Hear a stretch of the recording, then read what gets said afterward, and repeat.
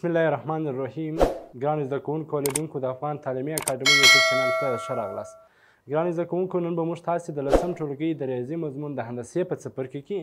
د یو مثلث مساحت پیدا کول د راسونو له مخې، که چیرې د راسونو وضعیه کمیت یې راکړي، څنګه کولی شو مساحت پیدا کړو. د همدې موضوع د ښې زده کړې لپاره زموږ سره د همدې ویډیو تر پایه پاتې شئ، تر څو په دې اړه بشپړ معلومات ترلاسه کړئ. ګرانو زده کوونکو او لیدونکو، زموږ تاسې 15 درس د مثلث د مساحت پیدا کولو په باره کې دی، چې څنګه کولی شو د مثلث مساحت موږ په مختلفو مرحلو یا په مختلفو طریقو سره کولی شو د مثلث مساحت پیدا کړو. د هغو څخه لومړۍ طریقه چې نن موږ تاسو بحث پر کوو، د یو مثلث مساحت پیدا کول د هغوی د راسونو د وضعیه کمیت له مخې. که چیرې موږ تاسو ته یو مثلث راکړی، د دې مثلث مساحت چې کله موږ تاسو پیدا کوو، که موږ تاسو ته د دې مثلث د راسونو وضعیه کمیت معلوم وي، مثلا دا د A راس راکړی وي x1 او y1، د B راس راکړی وي x2 او y2، د C راس راکړی وي x3 او y3. کله چې د یو مثلث د راسونو وضعیه کمیت، ځکه یو مثلث کونجانو ته موږ ته څه وایي؟ راسونه وایي. کله چې د یو مثلث راسونو وضعیه کمیت یې راکړي، څنګه کولی شو چې د دې مثلث مساحت موږ تاسې په لاس راوړو؟ د دې مساحت پیدا کولو طریقه په داسې ډول ده. کله چې موږ تاسو غواړو چې د دې مساحت په لاس راوړو، اس که چیرې مساحت موږ ته راشي، څنګه کولی شو مساحت پیدا کړو؟ فارمول د دې لپاره داسې دی: اس مساوي کېږي 1/2 x1 ضرب y2 منفي y3 جمع x2 ضرب y3 منفي y1 جمع x3 y1 منفي y2. د دې فارمول په مرسته موږ کولی شو چې د یو مثلث مساحت د څه شي له مخې پیدا کړو؟ د دوی د راسونو د وضعیه کمیتو له مخې پیدا کړو. دا یې فارمول شو چې موږ ته د دې فارمول په مرسته د یو مثلث مساحت د چا له مخې پیدا کولی شو؟ د راسونو د وضعیه کمیتو له مخې. اما دا فارمول کیدای شي چې د ځینې زده کوونکو څخه څه شي؟ ګډوډ شي، اشتباه شي. وایي موږ کولی شو چې دا فارمول په یو بل ډول، په یو اساني طریقه که زموږ دا فارمول د یاده وتلی، څنګه بېرته کولی شو چې په یاد یې راولو؟ نو په نوټ کې موږ ته داسې وایي: دا د مثلث راسونه چې راکړي دي، دا موږ کولی شو په داسې شکل سره ولیکو چې اس یا A مساوي کېږي 1/2 یو راس یې x1 y1، دوم راس یې x2 y2، دریم راس یې x3 او y3. د دې لپاره چې موږ تاسې د دې قیمت لاسته راوړو، نو د لومړی راس 2 وارې کاږو x1 y1. کله چې موږ تاسې غواړو چې دا ساده کړو، د دې د ساده کولو طریقه داسې ده: د طرفین غوندې یا لاستیک وتر غوندې دا سره ضربو، نو اس به مساوي سي 1/2 x1 ضرب y2 x1 ضرب y2 مثبت x2 ضرب y3 x2 ضرب y3 مثبت x3 ضرب y1 x3 ضرب y1 منفي فرعي قطرونه بیا په داسې شکل سره څه کوو؟ ضربوو. دا بیا مثلا په دې شکل کې ضربوو،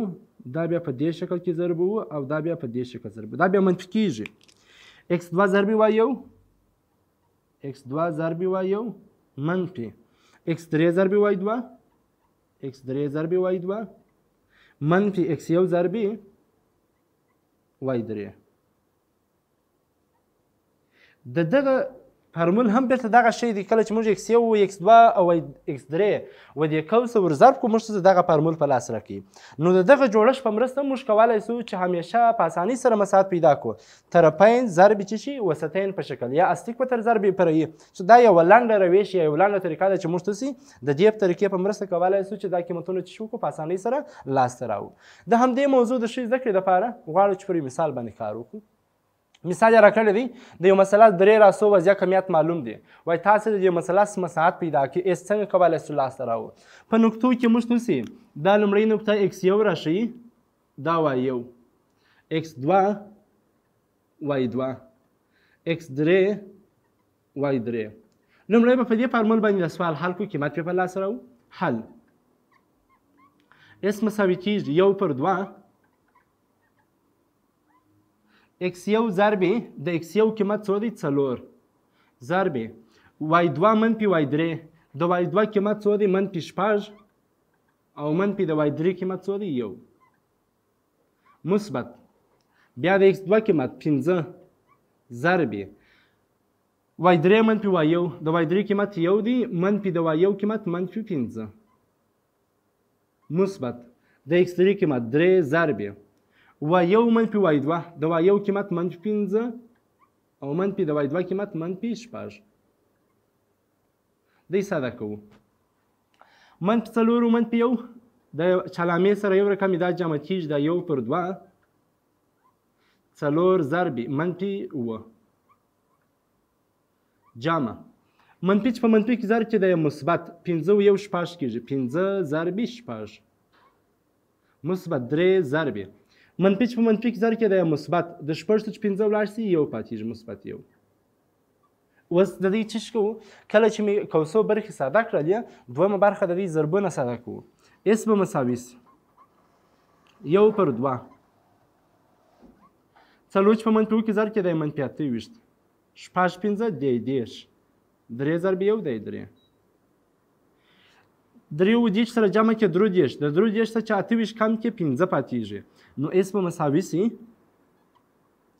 1 پر 2 ضرب 15 15 د کسر په صورت کې ضربېږي دا 15 پر 2 دا جواب دی یعنی د مثلث مساحت به په دې شي سره مساوي وي او یا که چیرې موږ 15 پر 2 څه شو کو تقسیم کو ساده کو نو هغې 2.15 یعنې دا به د مثلث څه شوي د مساحت قیمت وي یونټ مربع واحد سره په پای کې کار شو دا د مثلث مساحت موږ ته پیدا کوي د فارمول له مخې اما دغه سوال که چیرې د نوټ په فارمول مثلا فارمول زما څخه هېر سوی وي زده کوونکو که چیرې فارمول موږ څخه هېر سي څنګه کولی شم دغه جواب د نوټ د قانون په اساس په څه شو کو په اسانۍ سره لاسته راوړو د نوټ د قانون په اساس موږ ته کله چې لاسته راوړو یا اس به مساوي سي 1 پر 2 لومړی راسونه ولیکه 4 منفي 15 دوم راس 15 منفي 6 او دریم راس 3 و 1 اول راس تکرار که 4 او منفي 15 او اوس موږ ته په اصلي شکل سره چې کېږي سره ضربېږي اصلي شکل کوترونه دې ته اصلي کوتر وایي او منفي بیا پرې کوتر اس په مساوي سي 1 پر 2 څلور په منفي 6 کې ضرب کې دی 24 15 چې په 1 کې ضرب کې دی 15 3 چې په منفي 15 کې ضرب کې دی 15 منفي بیا د پرې کوترو په شکل سره دا درې بیا سره ضربو 15 چې په منفي 15 کې ضرب کې منفي 15 یوه منفي 15 ځکه دا بیا منفي کېدی پرې کوتر 3 چې په 6 کې ضرب کې منفي 18 منفي 4 چې په 1 کې ضرب کې دی 4 او اوس د دې جوابونه چې کوو ساده کوو اس په مساوي سي 1 پر 2 ضرب منفي 24 خپله یا منفي د 15 چې 15 کم کې منفي لاس منفي 24 دی منفي 40 منفي چې په منفي کې ضرب کې دی مثبت 15 منفي چې په منفي کې ضرب کې دی مثبت 18 او منفي 4 منفي او منفي عدد سره ساده کېږي مثبت او مثبت سره ساده کېږي منفي 4 او منفي 4 دی منفي 18 د منفي 18 چې مثبت 18 کم کې شل پاتېږي منفي شل پاتېږي د 15 شل کم کې 12 څو پاتېږي 15 پاتېږي 1 پر 2 ضرب 15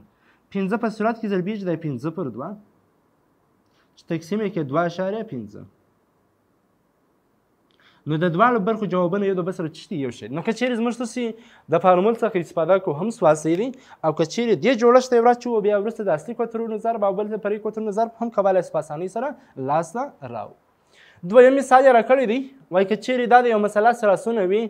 صفر و صفر یو راس یې په مبدا کې پروت وي د وضع کمیت سیستم په مبدا کې دوم راس یې 8 و 6 وي او دریم راس یې 12 او 4 وي ګرانې زده کوونکو وایي د دې تاسې مساحت پیدا کړي د دې مساحت چې کله موږ تاسې لاسته راوړو حل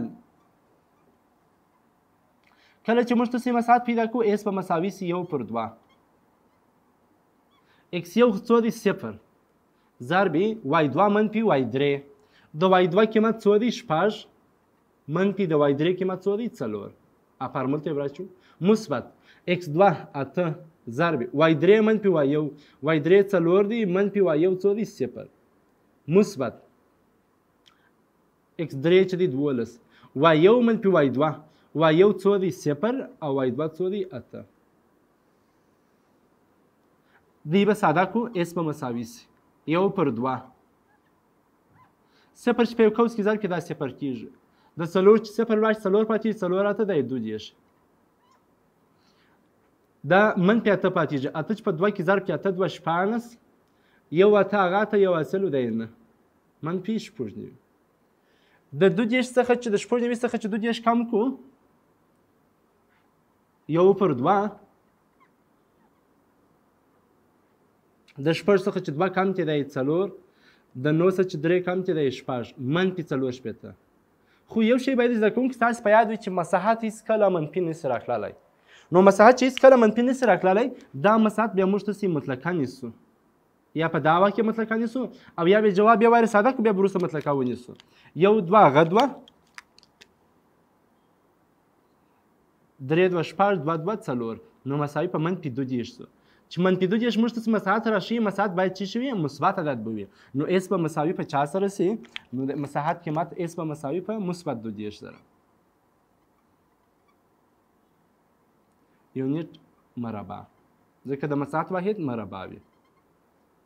نو موږ تاسې ویلی سو هغه مثلث راسونه چې راکړي د مثلث مساحت به څو یونټ مربع وي 2 دېرش یونټه مربع به څه شي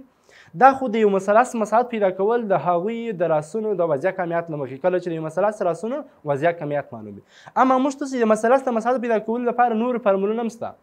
دویم حالت که چیرې د یو مثلث مساحت او څه شي قاعده او ارتفاع معلوم وي بیا په دا وخت کې څنګه موږ تاسې کولی شو چې د مثلث مساحت پیدا کړو مثلا دا یو مثلث دی قاعده یې راکړې ده کومه ځوله چې مثلث پر ولاړ وي هغې ته قاعده وایي او دا چې شوي ارتفاع کله چې د یو مثلث قاعده او ارتفاع معلومه وي موږ څنګه کولی شو چې د مثلث مساحت پیدا کړو نو بیا په دې وخت کې موږ ته د دې فارمول څخه استفاده کولی شو اس مساوي کېږي 1/2 قاعده ضرب ارتفاع یعنی کله چې د مثلث قاعده او ارتفاع معلومه وي نو په هغه وخت کې بیا د مثلث مساحت 1/2 قاعده ضرب ارتفاع د فارمول څخه څه کوو استفاده کوو مثلا مثال وایي که د مثلث قاعده 8 سانتي متره وي ارتفاع 4 سانتي متره وي تاسې مساحت پیدا کړئ حل موږ تاسو فارمول داسې درلودی چې اس مساوي کېږي 1/2 قاعده ضرب ارتفاع اس به مساوي سي 1/2 خپله د قاعدې قیمت 8 سانتي متر او د ارتفاع قیمت 4 اوس 2 د 8 یا 4 د عدد سره چې څار پروا نه لري 1 2 هغه 2 4 2 ته 4 چې په 4 کې ضرب کې 14 نو اس به مساوي سي په 14 سانتي متره مربع ځکه واحد یې راکړی دی نو واحد ورسره ذکر کوو مساحت واحد مربع وي نو د دې مثلث مساحت چې کله قاعده 8 سانتي متره وي او ارتفاع 4 سانتي متره وي زده کوونکو د دې مثلث مساحت چې موږ پیدا کړو 14 سانتي متره مربع وي دریم حالت د یو مثلث مساحت پیدا کول کله چې دوی زولي او د من زاویه معلومي دا بیا بل ډول حالت دی یو چې راسونه وضعیت کمیت یې معلومي دوم چې قاعده او ارتفاع معلومي دریم چې کله د یو مثلث دوی زولي او د من زاویه دا که دلته وي که په دې ځای کې وي که په دې ځای کې فرق نه لري د داسې مثلث مساحت چې بیا کله موږ تاسو پیدا کوو د دې لپاره بیا فارمول داسې اس مساوي کېږي 1/2 دواړې زولو ضرب ا ضرب بي ضرب د هغې زاویې چې شي سید د دې فارمول په مرسته بیا موږ تاسې د مثلث مساحت پیدا کولی شو چې کله دوی زولي او د من زاویه چې شي معلومه وي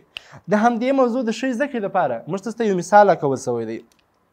وایي که چیرې د یو مثلث یوه زوله 4 سانتي متره وي بي زوله یې 3 سانتي متره وي او زاویه د دوی ترمنځ 1.5 سانتي متره وي وایي تاسې د دې مثلث څه پیدا کړئ مساحت پیدا کړئ موږ ته چې کله د مثلث مساحت پیدا کولو قاعده او ارتفاع د فارمول څخه استفاده نسو کوئ د اول حالت چې کله راسونه معلوم استفاده نسو کوئ نو د دې دپاره بیا له دریم حالت څخه استفاده کوو حل اس مساوي کېږي موږ فارمول داسې درلوده چې 1/2 د دواړو زولو ضرب ضرب کومه زاویه چې معلومې د هغې زاویې سین نیسو اس به مساوي سي 1/2 خپله یوه زوله 4 سانتي ده بله زوله 3 ده او د زاویې پر ځای سین 10 درجې دوی که ساده کړو اس به مساوي سي 1/2 خپله 4 3 ده 12 او سین 10 درجو څو ده 1/2 1/2 چې 1/2 کې ضرب کې ده 1/4 ضرب 12 څلورو 12 چې کوو سره احصاروو یا ساده کوو 1 څلور هغه څلور 3 څلور 12 نو موږ تاسو وایي چې د مساحت قیمت اس په مساوي سي 3 سانتي متره مربع د مثلث یعنې د دې مثلث مساحت چې موږ ته څه دی یوه زله دوی زولې او د منځ زاویه 10 درجې راکړی د هغه مثلث مساحت به څو قیمت وي 3 سانتي متره مربع. ګرانو زده کوونکو او لیدونکو موږ تاسې د نن ورځې په درس کې د هندسې چې د مثلث مساحت پیدا کول د هغوی د راستونو د وضعیت کمیت نه مخکې کله چې موږ تاسو د مثلث راستونه راکړي څنګه کولی چې مساحت پیدا کړو هغې موږ تاسو فارمول ورته همدغه فارمول په اساس موږ تاسو مساحت پیدا کولی شو تر څنګ موږ تاسو دا وویله کله چې د یو مثلث دوی زولې او د منځ زاویه معلومه وي نو بیا فارمول داسې و چې 1/2 دواړې زولو ضرب د زاویې سین او د بل حالات کې داسې وویل کله چې د یو مثلث قاعده او ارتفاع معلومه وي نو بیا 1/2 قاعده ضرب ارتفاع وه نور حالتونه هم شته کله چې د یو مثلث 3 سره زولې راکړي چې دا موږ تاسو په تېرو درسونو کې د مثلثاتو پر همدې باندې بحث کړی و چې د هیرون فارمول ورته ویل کېدل چې کله 3 سره زولې څه شوي معلومه وي نو ګرانو زده کوونکو او لیدونکو زموږ تاسو د نن ورځې درس چې د مثلث مساحت و هغوی پر همدې ځای باندې پای ته ورسېدی چې په دې سره د 10م ټولګي د هندسې څپرکي هم پای ته ورسېدی تر بل دا درس زه ستاسو په خدمت کې حاضرېږم په لوی صنف الله مې سپارم ښې چارې ښه وخت